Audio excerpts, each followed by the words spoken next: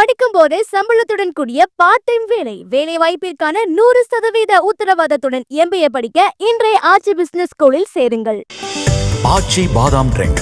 ஆச்சி பாதாம் ட்ரிங்க் ஒன்னு வாங்கினா ஒன்னு ஃப்ரீ. இது மிஸ்டர் கோல்ட் 1 லிட்டர் ஆயில்னா இவ்ளோ இருக்கும். ஆனா இது வெறும் 800 ml தான். இது 1 லிட்டர்னு நம்பி நீங்க தான் ஏமாந்துட்டீங்க. Mister gold sunflower oil. AC Shanmugam sir அவர்களுக்கு, தினரும் அவர்களுக்கு, அவங்க குடும்பத்தினருக்கு, டீன் அவர்களுக்கு, ப்ரொஃபஸர்ஸ் எல்லாருக்கும், இங்கே இருக்கிற ஸ்டாஃப்ஸ் எல்லாருக்கும், டாக்டர்ஸ் எல்லாருக்கும், என் கண்மணிகள் எல்லாருக்கும் மாலை வணக்கம். ஸ்கூலில் என் த்ரோட் ஒரு மாதிரி இருக்கு. அதான் ஸ்கூல் படிக்கும்போது எப்படி ஒரு 4-5 பேராவது டாக்டர் படிக்க போறோம்னு உட்காந்துருப்பாங்க பசங்க. அந்த பசங்கள்லாம் எப்பவுமே பார்த்தா ரொம்ப குவைட்டா படிச்சுக்கிட்டே இருப்பானுங்க.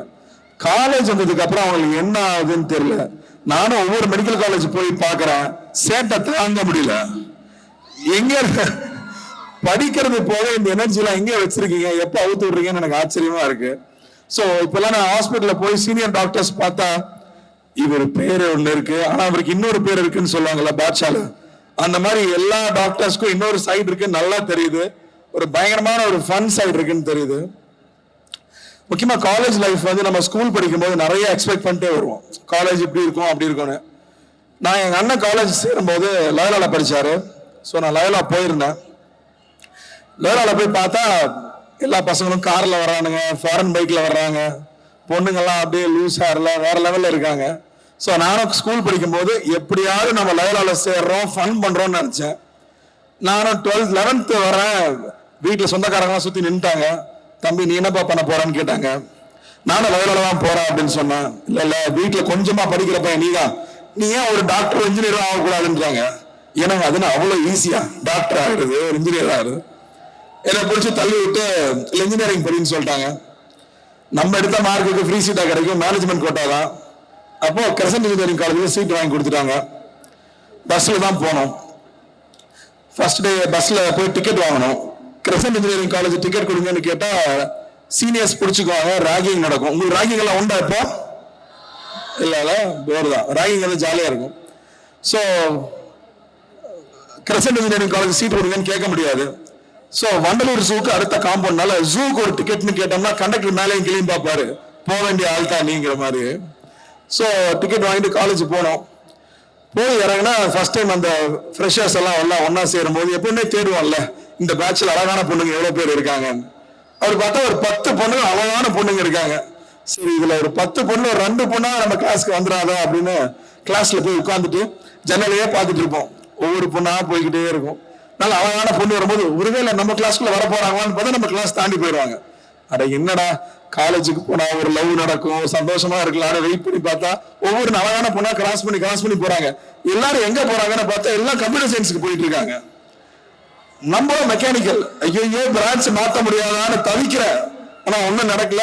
பார்த்தா எல்லா அழகான பொண்ணுங்களும் இசியிலயோ இல்ல கம்ப்யூட்டர் சயின்ஸ்ல தான் போய் சேருவாங்க. அப்ப தெரியல மெக்கானிக்கல் எவ்வளவு கெத்துன்னு. அதுக்கப்புறம் தான் தெரிஞ்சது அழகான பொண்ணுகளை கரெக்ட் பண்ண பசங்க எல்லாம் மெக்கானிக்கல் பசங்கன்னு. நமக்கு அது நடக்கல, அது விட்டுருங்க. பட் காலேஜ் வந்து அப்படிதான் ஆரம்பிச்சது. ஸோ நம்ம கனவு ஒன்று, நடந்தது ஒன்று. பட் ஸ்டில் நம்ம எக்ஸ்பெக்டேஷன் வேறையா இருந்தாலும் காலேஜ் லைஃப் மாதிரி பெஸ்ட் எதுவுமே கிடையாது. இந்த வாழ்க்கைங்கிற ஒரு பெரிய ஒரு ஜங்கல் இருக்கு இல்லையா, ஒரு பயங்கரமான காடு இருக்கு. அதுக்கு போறதுக்கு முன்னாடி நம்மளை தயார் பண்றது காலேஜ் லைஃப் தான். இங்க கிடைக்கிற ஃப்ரெண்ட்ஸ் ஆகட்டும், இங்க கிடைக்கிற டீச்சர்ஸ் ஆகட்டும், இங்க வந்து எல்லா கலர்லையும் மக்களை பார்த்துருவோம். அதுக்கப்புறமா அதை தாண்டி போகும்போது நமக்கு ஏதாவது ஒரு பிரச்சனைனா நம்ம கேட்காமையே நம்ம கூட வந்து நிக்கிற ஃப்ரெண்ட்ஸ் கிடைப்பாங்க. ஸோ அது மாதிரியான பெஸ்ட் பீரியட் காலேஜ் லைஃப் தான். ஸோ ஐம் சோ ஜெலஸ் அந்த பீரியட்ல நீங்க இப்போ இருக்கீங்க. I'm so happy. எங்களுக்கும் காலேஜ் கல்ச்சரல்ஸ் நடக்கவே இல்லை. நாங்கள் ரொம்ப சண்டை போட்டு ஒரே ஒரு நாள் கல்ச்சரல்ஸ் அலோவ் பண்ணாங்க. உங்களுக்கு 3 நாள் கல்ச்சரல்ஸ். அது இந்த பேட்ச் ரொம்ப லக்கின்னு நினைக்கிறேன். 4 வருஷமா இல்லாம உங்களுக்கு கிடைச்சிருக்கு. இந்த கல்ச்சரல்ஸ் நடக்கிறத விட இந்த கல்ச்சரல்ஸ்க்கு முன்னாடி ஓடி வாங்கிட்டு ஓடி அடிப்போம் தெரியுமா, ஒரு மாசம் பிராக்டிஸ். அந்த ஓடி அடிக்கிற பீரியட் மாதிரி கிடைக்கவே கிடைக்காது. ஸ்பான்சர் வாங்க போறோம்னு ஒரு பேட்ச் கிளம்பும், டான்ஸ் பிராக்டிஸ் ஒரு பேட்ச் கிளம்பும், இதுதாங்க ஃபன். அந்த ஃபன் பீரியட்ல நீங்க என்ஜாய் பண்ணிருக்கீங்க, ரொம்ப ரொம்ப சந்தோஷம். ஏன்னா கொஞ்ச நாளுக்கு அப்புறம் உட்காந்து யோசிச்சு பாக்குறப்போ நம்ம பசங்கிட்ட ஷேர் பண்ணிக்கிற பெஸ்ட் மூமெண்ட்ஸ் வந்து இந்த ப்ரிப்பரேட்டரி பீரியட் தான். அது கிடைக்கவே கிடைக்காது. அண்ட் நீங்க எல்லாரும் டாக்டர்ஸா இருக்கீங்க. எல்லாருமே டாக்டர்ஸா இல்ல எல்லாம் மற்ற காலேஜ் நீங்க மிக்ஸ்ல இருக்கீங்களா? எல்லாம் டாக்டர்ஸ். ரொம்ப சந்தோஷம். ஏன்னா டாக்டர்ஸ் நீங்க வந்து ஹாஸ்பிட்டல்ல இருக்கும்போது நீங்க வந்து கவலைப்படாதீங்க ஒன்றும் ஆகாதுன்னு சொல்லுவீங்கல்ல, அது அந்த மாதிரி ஒரு ஸ்மைல் பண்ணிக்கிட்டே சொன்னா அவ்வளவுதான், பாதி வியாதி போயிடும். பட் ஐ ஆல்சோ சி டாக்டர்ஸ்க்கு இருக்கிற காம்படிஷன் இன்னொரு டாக்டர் இல்லை. இன்னைக்கு கூகுள் தான் பெரிய காம்படிஷனா இருக்கு. பாதி பேர் கூகுள்ல படிச்சுட்டு வந்துட்டு இல்ல கூகுள்ல இந்த மருந்து சொல்றது, நீங்க இந்த மருந்து குடிக்கிறீங்கன்னு கேக்குறாங்க. சோ எங்களால நீங்க எப்படி சமாளிக்க போறீங்கன்னு தெரியல. இப்ப வேற வருது, அது வந்து என்ன பாடுபடுத்த போகுதுன்னு தெரியல. But I'm so happy for all of you for first choosing to be doctors. You're all very special people. Covid டைம்ல பார்த்தோம் டாக்டர்ஸ் எவ்வளவு முக்கியம், நீங்க எவ்வளவு பெரிய சர்வீஸ் பண்ணிருக்கீங்கன்னு சொல்லி டாக்டர்ஸ் கம்யூனிட்டிக்கே நான் ஒரு பெரிய நன்றி சொல்லிக்கிறேன். So thank you for choosing. Anatomy எல்லாரும் கிளியர் பண்ணிட்டீங்களா? கேட்டுதான் வந்தேன். இன்னும் ரொம்ப டஃப் சப்ஜெக்ட். இன்ஜினியரிங் எடுத்தா மேத் 1, மேத் 2, மேத் 3 ரொம்ப டஃப். அனாட்டமி கிளியர் பண்ணிட்டீங்கன்னா ரொம்ப சந்தோஷம் தான். அண்ட் பெருசா அட்வைஸ் பண்ற ஒண்ணும் இல்லை. So happy for you. நடந்து போக முடிஞ்ச விஷயத்தை பத்தி யோசிக்காதீங்க. என்ன நடக்கணும் என்ன பண்ணணுங்கிறத பார்த்துட்டு போயிட்டே இருங்க. You will always get what you want. Aim big, give a lot of love, say thank you, say sorry. And இன்னும் ஒரு விஷயம் நான் ஷேர் பண்ணணும்னு நினைச்சா, மைக்ரோசாஃப்ட்ல ஒன்று சொல்லி கொடுக்குறாங்களாம் எல்லா இடத்துக்குமே. அது என்னன்னா வந்து 3 vectors of life அப்படின்னு சொல்லிட்டு. ஸோ ஒன்று வந்து உங்களோட கெரியர், ரெண்டாவது பார்த்தா உங்களோட ரிலேஷன்ஷிப்ஸ், மூணாவது பார்த்தா உங்களோட ஹெல்த். நமக்கு லைஃப்ல இருக்கிறது 24 hours தான் ஒரு நாள்ல. ஸோ இது ஒவ்வொன்றுக்கும் நீங்க எவ்வளவு டைம் கொடுக்குறீங்களோ அது உங்களுக்கு அதிகமா கிடைக்கும். கெரியருக்கு மட்டும் அதிக முக்கியத்துவம் கொடுத்தா ரிலேஷன்ஷிப் புட்டுக்கும், இல்ல ரிலேஷன்ஷிப்புக்கு ரொம்ப அதிகம் கிடைச்சுன்னா கெரியர் புட்டுக்கும். ஸோ இந்த மூணையும் ரொம்ப பேலன்ஸா கொண்டு போறது ரொம்ப அவசியம். ஏன்னா சின்ன வயசுல எங்களுக்குலாம் வந்து கெரியர் மட்டுமே சொல்லி கொடுத்தாங்க. பட் ஐ திங்க் அது போக உங்களோட ஹெல்த்தும் உங்களுடைய ரிலேஷன்ஷிப்ஸையும் மெயின்டைன் பண்ணிக்கிறது ரொம்ப முக்கியம். ஸோ இங்க இருக்கிற ரிலேஷன்ஷிப்பை செலிப்ரேட் பண்ணுங்க. இங்க இருக்கிற ஃப்ரெண்ட்ஸ் லைஃப் லாங் கூட இருக்கக்கூடிய friends. So make a lot of moments with them, travel a lot, நிறைய எக்ஸ்ப்ளோர் பண்ணுங்க. தப்பு நடக்கும், தப்புல இருந்து கத்துக்கோங்க. Keep moving forward. Love you all. நான் ஏசி சார் பத்தி முக்கியமா சொல்லணும். அதுதான் முதல்ல சொல்லியிருக்கணும். இருந்தாலும் ஏசி சண்முகம் சார் வந்து ரொம்ப ஸ்பெஷல் பர்சனுங்க. ஆரணியில ஒரு ரொம்ப சின்ன ஊர்ல படிக்க வழி இல்லாம வெளியூருக்கு நிறைய ரெக்கமெண்டேஷன்ல போய் ஒரு சீட் வாங்கி ஆட்டோ போற வழியில பஸ்ஸுல லாரிலையும் போற வழி இல்லாம அதுல ஏறி போய் படிச்சு, அண்ணா படத்துல ஒரு டயலாக் வரும், செகண்ட் இயர் போறோம் காலேஜ் நம்ம கண்ட்ரோல்ல இருக்கிறோம்னு. அந்த மாதிரி அந்த ஊர்ல இருந்து வந்து அந்த காலேஜ்ல சேர்மன் ஆயிருக்காரு. எவ்வளவு பெரிய விஷயம் யோசிச்சு பாருங்க. சின்ன ஊர்ல இருந்து வரும்போது எவ்வளவு காம்ப்ளெக்ஸ் இருக்கும், மற்றவங்களை பார்த்து ஸ்ரீலந்து வர்றவங்களை பார்த்து பயம் இருக்கும். அதெல்லாம் தாண்டி அவர் கெத்தா சேர்மன் ஆகிறாரு. இன்னும் சின்ன ஊர்ல இருந்து ஒரு பையன் சேர்மன் ஆயிருக்கான உடனே புரட்சி தலைவர் எம்ஜிஆர் அவர்கள் அவரை கூப்பிட்டு 25 வயசுல எம்எல்ஏ ஆக்கியிருக்காரு. சாதாரண விஷயமா அது? ஒரு தொகுதியில எம்எல்ஏ ஆகிறது 25 வயசுல. யோசிச்சு பாருங்க. ஆல்மோஸ்ட் 2 வயசு பெருசா இருந்திருக்கும். அவர் எம்எல்ஏ ஆயிருக்காரு. அதுக்கப்புறமா புரட்சி தலைவர் அவர்கள் கூடவே சேர்த்து வச்சிருந்திருக்காரு. நீங்க எல்லாம் தப்பு பண்ணக்கூடாது, நேர்மையா இருக்கணும்னு சொல்லியிருக்காரு, மக்களை படிக்க வைக்கணும்னு சொல்லியிருக்காரு. ஒரு சின்ன ஊர்ல இருந்து வந்து ஒரு பாலிடெக்னிக் காலேஜ் ஆரம்பிச்சு இன்னைக்கு ஒரு 30 காலேஜ், கிட்டத்தட்ட 60,000 பேர் படிக்கிறாங்க. சாதாரண விஷயமே கிடையாது. அவருக்கு புரட்சி தலைவர் மேல எவ்வளவு அன்பு இருந்திருந்தா ஒரு அப்பா அம்மா பேர் வச்சிருக்கலாம், இல்ல குழந்தைங்க பேர் வச்சிருக்கலாம். ஆனா டாக்டர் எம்ஜிஆர் அவர்கள் அவரோட தலைவர் பேரை வச்சு இன்னைக்கு வரைக்கும் அவர் சார்ந்து எங்க அவரோட பேர் எடுத்தாலும் அங்க போய் நின்று ஹெல்ப் பண்றது. அவ்வளவு பேருக்கு ஃபீஸ் சர்ஜரிஸ். நான் நடிகர் சங்கத்துக்கு போனதுக்கு அப்புறம் தான் சார் எனக்கு பழக்கம். எம்ஜிஆர் அவர்களுக்கு சினிமா இண்டஸ்ட்ரி மேல பெரிய அக்கறை உண்டு. அவர் சிஎம் ஆனதுக்கு அப்புறமும் அங்க கஷ்டப்படுறவங்களுக்கு உதவி பண்ணிட்டே இருப்பாரு.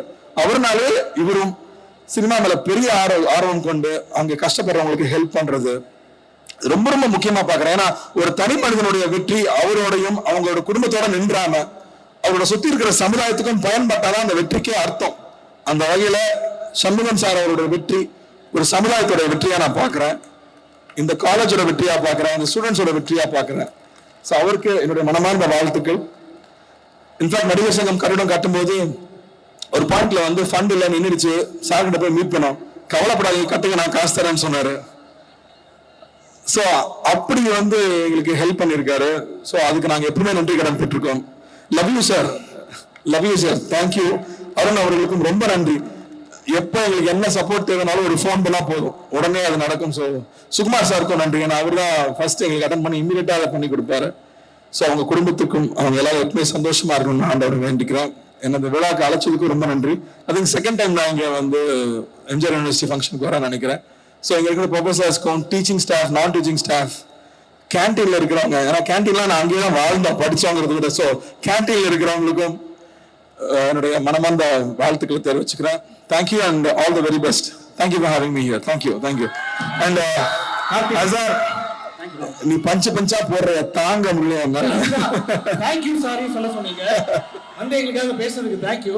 ஏதாச்சும் கடுப்பேத்தி தான் வெரி சாரி. அவங்களோட சார்பா ஒரு கேள்வி கேட்கலாம்னு இருக்கேன். Sure sure sure sure. Sardar 2 வரப்போகுதுன்னு தெரியும். கைதி 2 எப்போ எதிர்பார்க்கல? ஆரம்பிச்சிருவோம், இந்த இயர் எண்ட் ஆரம்பிச்சிருவோம். Super super. அதுக்கு ஒரு படத்தை கைத்தறி கொடுத்துடலாம். அண்ட் ஒரு இன்டர்வியூ நான் பார்த்தேன், அரவிந்த் சாமி சார் வந்து 40 நிமிஷம் பேசுனதே அவ்வளோ ட்ரெண்டிங்கா போகுது. நான் அவ்வளோ நாள் ஒர்க் பண்ணிருக்கேன் அப்படின்ட்டு. அவர்கிட்ட இருந்து நீங்க கத்துக்கிட்ட ஒரு முக்கியமான விஷயம்னா என்ன சொல்லுவீங்க? அவர் உண்மையான தக்லைஃப். அவர் உண்மையான தக்லைஃப். அவர் வந்து எந்த ப்ரிட்டென்ஷனும் கிடையாது. தன்னை பத்தி ரொம்ப பெருசா நினைச்சுக்கிறது இல்ல, தன்னை பத்தி ரொம்ப கம்மியா நினைச்சுக்கிறது இல்ல. இன்னொருத்தர் அவர் ரெஸ்பெக்ட் பண்ற விஷயம், how he respects. அண்ட் அவருக்கு ஒரு நாலேஜ் இருக்குன்னா அது எல்லாருக்கும் ஷேர் பண்ணிக்கணும், எல்லாரும் பெனிஃபிட் ஆகணும்னு நினைக்கிற விஷயம். ரெட்ரோ வரப்போகுது. ஆமாண்ணே, சாங் ஆடினாரு. ஒரு 1000 பேர் வீடியோ பண்ணி போட்டுட்டு இருக்காங்க. நான் கூட ஒரு வீடியோ பண்ணிருக்கேன். லைக் போட்டுட்டு. அண்ட் இன்னொரு விஷயம், நீங்க காலேஜ் வந்திருக்கீங்க, நிறைய அட்வைசஸ், நிறைய மெசேஜஸ் நீங்க சொன்னீங்கன்னு சொல்லலாம். இல்ல, ஆனா ஒரு விஷயம் கேக்குறோம். இன்னைக்கு வந்து இந்த ஏரால நிறைய பேர் ஃபாஸ்டா மூவ் பண்ணிட்டு இருக்காங்க. நீங்க உங்க காலேஜ் டைம்ல இருந்து இப்ப வரைக்கும் நான் ஃபாலோ பண்ற ஒரு விஷயம், இதை மட்டும் நான் மாத்தவே இல்ல அப்படின்னு ஏதாவது இருக்குமா? இது எனக்கு ஹெல்ப்ஃபுல்லா இருந்தது உங்க லைஃப்ல நீங்க ஃபாலோ பண்ண ஒரு விஷயம்னா அது எங்க ஸ்டூடெண்ட்ஸ் கிட்ட ஷேர் பண்ணிக்கலாம். ஐ திங்க் நம்மளுடைய காலேஜ் ஃப்ரெண்ட்ஸ் ரொம்ப நெருக்கமா வச்சுக்கிறது இருக்குல்ல, காலேஜ் தாண்டி போனதுக்கு அப்புறம் கூட வச்சுக்கிறது. நாங்க every year we always meet twice. ஏன்னா அந்த ஃப்ரெண்ட்ஸ் தான் உங்ககிட்ட உண்மையா சொல்லுவாங்க. அந்த படம் பார்த்தா மொக்கையா இருந்துச்சுன்னு சொல்லுவான், அந்த படத்துல நல்லா நடிச்சேன்னு சொல்லுவான். ஸோ உங்களை பத்தின பிளஸ் அண்ட் மைனஸ் வந்து தயங்காம சொல்ற ஃப்ரெண்ட்ஸ் ரொம்ப ரொம்ப important. I think that's really help me a lot. கூடவே இருக்கிற ஃப்ரெண்ட்ஸ் வந்து ரொம்ப முக்கியமா நான் பாக்குறேன். ஓகே.